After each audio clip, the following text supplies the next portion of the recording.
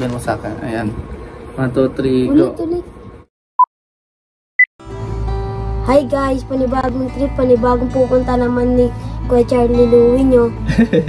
Pupunta tayo ngayon sa ibang lugar guys, mag-OJT, kailangan natin ito. Matagalan kami na magsama ulit ni Mail. Kadalasan kasi, naiiwan ko si Mail mga isang buwan o 2 weeks or 1 week lang. Ayan lang pinakamatagal. Mapapabayaan na naman siya sa labas. Ewan ko ano naman magiging ugali nito pagbalik natin. Sinasabi niya naman na aayusin niya yung ugali niya. Pinakaunang vlog talaga namin ni Mail. Kung makikita nyo lang sa channel, yung balikan nyo doon, tingnan nyo. Napakabata pa si Mail doon hanggang sa lumaki na siya, ganyan na siya. Tumatanda na talaga si Mail. Sana nga yung bata lang kasi sobrang makulit na siya ngayon guys. Lagi ko na pinapagalitan halos araw-araw.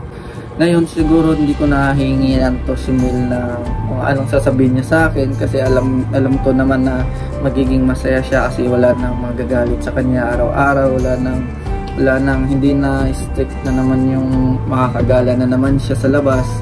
So yun guys, magiging masaya na naman ulit siya kasi pag tuwing gabi kasi dito lagi pag alas 10 na hinahanap ko na yan si Mail.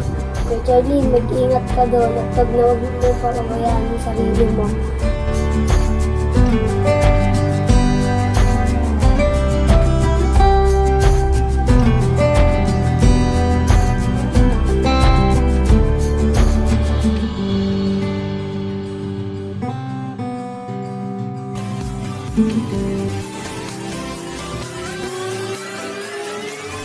Yun nga guys, maliligo na tayo ngayon para makabihis na tayo kasi sila ni Sir papunta na dito. Para pagpunta nila, diretso na lang tayo pababa.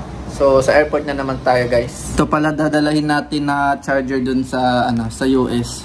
Tignan nyo naman parang kinawawa na siya. Lalagyan ko siya ng scotch tape para hindi siya matanggal talaga yung parang niya dito sa loob. Ingat-ngat na talaga siya ng daga. Hawak mo na, hawak. Ayusin natin. Nakapack na po tayo. Kasama ko pa dito si Mail. Nandito siya ngayon sa Pasay. Sinama ko. So nakapack na dito. Ito na yung mga dadalhin natin. Iwan na naman muna natin tong bubwit na to. Monitor ko lang to gabi-gabi. Kasi nasa kanya naman yung cellphone. Pinaiwan ko sa kanya para ma-monitor natin. Kasi mahirap to pag hindi na monitor papapasukin to. Hindi pwede nasa labas pa din to kahit gabi na. Diba? Ay kinig hindi. Ano masasabi mo? Ingat ka lagi doon sa... Saan? Doon sa puntahan mo. Saan pala pupunta? USA. USA. Di ba taga doon papa mo? Hindi. Taga saan pala? Half kasi yan Kaya yung papa niya parang Australiano ata yun. Australiano or sa US ba yun? Basta di ko na alam. Pero nakita ko naman ang papa niya sa Facebook. Ayun. Yung flight ko pala ngayon is pa Seoul, Korea. So standby kami doon ng mga 13 hours. Yung lipad ko ngayon alauna ng madaling araw. So pagkapunta namin doon, standby ako ng 13 hours. Mag-aantay kami, wala kasi akong visa. Hindi na kumuha ng visa guys kasi nagahol na din ako sa oras. Kahit sa mga papel-papel, nagahol na ako. Hindi ko na siya talaga na ngayon ko lang siya natapos. Bye-bye Kuya Charlie, ingat ka. Nga ako dito, please. Ay, yung maigpit. Taman.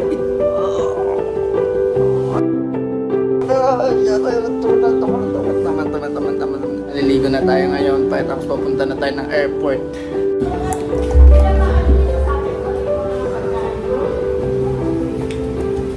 Huwag mo kasing takban dyan. Yan, so naka-zip travel tayo ngayon. Ito yung susuotin natin. Zip travel, no? Ba't ka nakatingin? So yun guys, pupunta na tayo ngayon. Tara Mil. Tara. Sabi natin. So yun guys, alis na kami. 1, 2, 3, go. So yun guys, aalis na kami. Aalis na kami. In 3, 2, 1. As our fortunes come to find our hands, and our worried bones fall back into place. We've been chasing fire and wind for too long.